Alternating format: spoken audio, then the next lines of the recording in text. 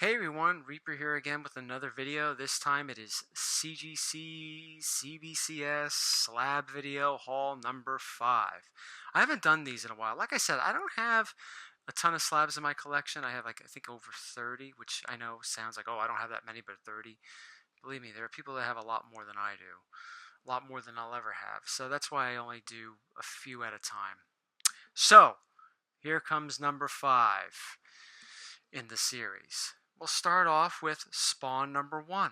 This is a book I recently showed off in my last comic book haul, which was number 33. Like I said, I never had the newsstand edition of this, and I bought this from my local comic book shop. He let me know that he had this because he knew I was looking for this book, and I was very happy to get this. Now, let me tell you, back when these books came out, by 1992, Spawn was really hot. So I remember spending about 20 bucks on just getting the regular copy back in 1993, 94, whenever it was. Spawn was really, really hot back then. So it's nice to have the newsstand edition of it. This is a book, Conan number 1, that I purchased at the New York Comic Con in 2018. I think this was the first book I purchased. So, yeah, I'm always a fan of Conan. I loved the movies growing up. I used to watch them all the time, or at least I used to watch Conan the Destroyer all the time because it was on HBO, every few days. But I love that movie, and I enjoyed the original one too, and I liked the character. So I said to myself, one day I'm going to get his first comic book appearance, and I did with this one right here. I think for a little while, Conan number 1 was a hot book. I don't know why. Maybe because I think they said they were going to have him join the Avengers. I don't know. I don't read any of the modern stuff, so I really don't know. Here we are. This is actually an upgrade for me. Tales from the Crypt number 22. I previously had my first copy of this was a restored copy. I sold it, and then I got this one with the price I sold the restored copy. Pretty much, actually, it did. It paid for this in full. Largely because it's a CBCS, I think, and this is 4.5 CBCS. It's probably a 4.0 CGC. Now, no hate for CBCS, but it just seems that seems to be the trend with some of these books. But whatever, sometimes they're not always accurate, but most of the time they are. When it comes to grading from CBCS to CGC, usually CBCS is graded a little higher than CBCS and sells for a little less, or sometimes a lot less. Anyway, that's not important right now. What is important is Tales from the Crypt 22.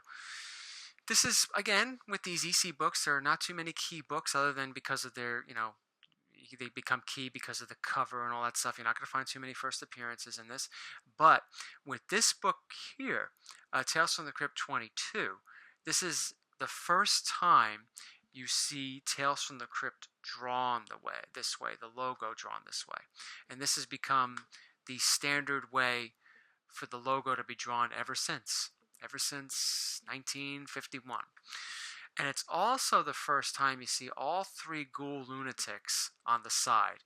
In other issues, I know the Tales from Crypt 21 and 22, even with Vault of Horror 16, 17, I think, I don't remember off the top of my head, you'll see just a small circular panel in the corner with the Crypt Keeper or the Vault Keeper, depending on what title it is. But this is the first time you see all 3 put on the cover, and whatever title it is, they get top billing. That particular character for the host gets top billing. So it's a first in some ways. And it's also another cool cover. My only complaint with this cover is I love Feldstein. I think I like Feldstein's renditions of the ghoul lunatics better than Jack Davis's renditions, even though I think Jack Davis's renditions are the more well-known versions. But anyway, the only thing I don't like about this cover is everything, it's like the artwork here. It seems like it's just it's boxed in this so small space, And I think they felt that too. The Gaines probably felt that way too, because with the next issue, with 23, you don't have this like big block showing the ghoul lunatics and all that writing and all that space. They just gave them like circular portraits so that you could still see some of the artwork around it. But that's my only complaint about this issue. Other than that, it's a great issue. Awesome issue. Great cover. Moving on to the book that legitimized my Batman collection 4 years ago now. Yeah, it's gonna slide. Don't slide. Batman 121, first appearance of Mr. Freeze. I like Mr. Freeze a lot. You know, I mean, this book though I think has been getting. When I first purchased it, it was kind of pricey, but it wasn't anywhere near what it goes for now. I mean, I think the reason why this book is going for the money it's going for, it's because I think when it comes to those classic villains, he was on the 66 show. I think that also elevates Mr. Freeze into pop culture, because Batman, the 66 series, is very much part of pop culture. And any character, villain in particular, that showed up on that show, you know, they were just elevated to the next level. I think of all Batman villains. I think of Mr. Freeze, I think of the Penguin, I think of the Joker, I think of the Riddler and stuff like that. That's just the way I see them. And I think because of that, long story short, too late, that's why this book has spiked so much. He's sometimes mostly associated with that gang of classic villains, even though he's a Silver Age villain.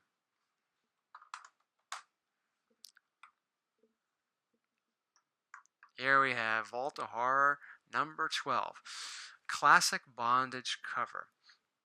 Now, if I'm not mistaken, I could be mistaken because I don't really see too many of these. This was a book I got. First haul of 2019, Comic Book Haul number 31. If I'm not mistaken, sometimes I think there are cover versions of this where the green is not as dark.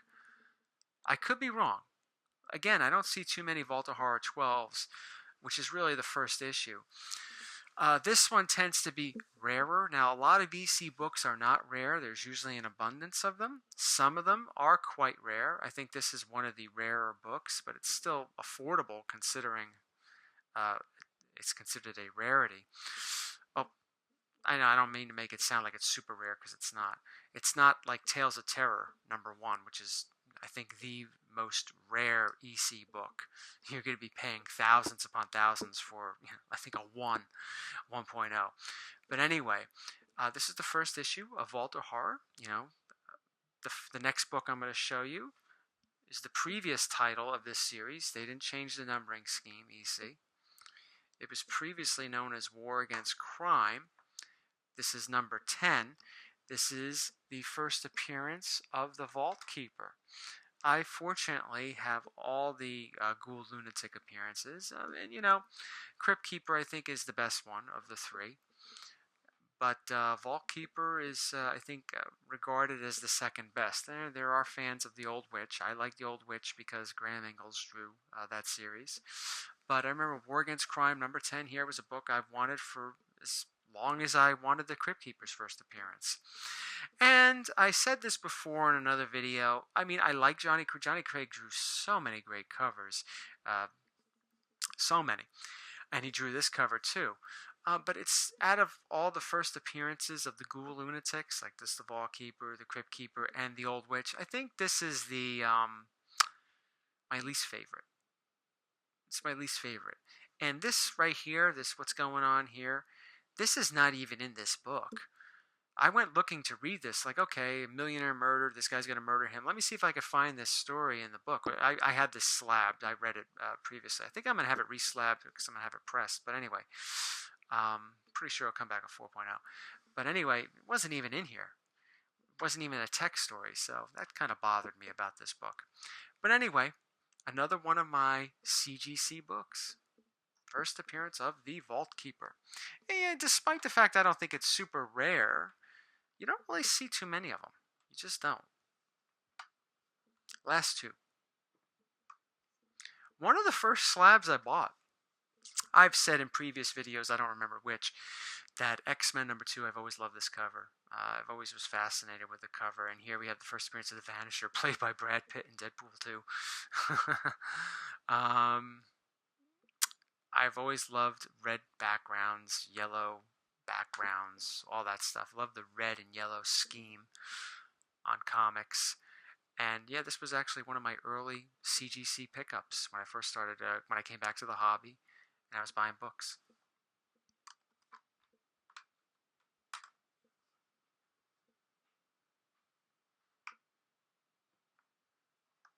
the very last book of this haul. Save the best for last, right?